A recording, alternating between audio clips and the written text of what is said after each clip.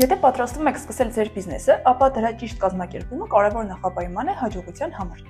Եկեք հասկանանք, թե ինչ քայլեր պետք է արվեն հենց սկզբից, որպեսզի գործընթացները ընթանան պարզ, վերահսկելի եւ օրինական։ Նախ եւ առաջ անհրաժեշտ է ստանալ խորհրդատվություն հաշվապահից։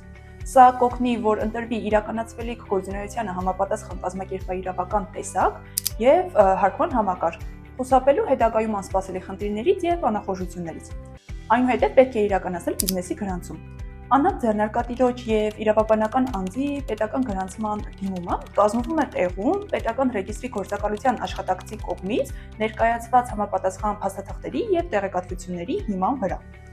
Այնուհետև պետք է իրականացնել հաշվառում հարկային մարմնում։ Պետական ռեգիստրում գրանցվելուց հետո պետք է լիազորի տվյալներ վերցնել հարկային մարմնից հարկային համակարգ մուտք գործելու համար։ Սա կարելի է իրականացնել ինչպես հարկային մարմին ներկայանալու միջոցով, այնպես էլ էլեկտրոնային տարբերակով։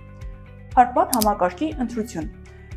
Պետական ռեգիստրում գրանցվելուց հետո 20 օրյա ժամկետում պետք է ներկայացնել հարկային մարմնի հաստատած ձևով հայտարարություն նախընտրելի հարկման համակարգում գործելու համար։ Օրինակ, եթե հարկման հատուկ համակարգում պետք է գործի բիզնեսը, կամ միկրոձեռնարկատիրության սուբյեկտ համարվելու վերաբերյալ հայտարարություն, կամ շրջանառության հարկ վճարող համարվելու վերաբերյալ հայտարարություն։ Հարկման ընդհանուր համակարգում գործելիս հայտարարություն ներկայացնելու անհրաժեշտություն չկա։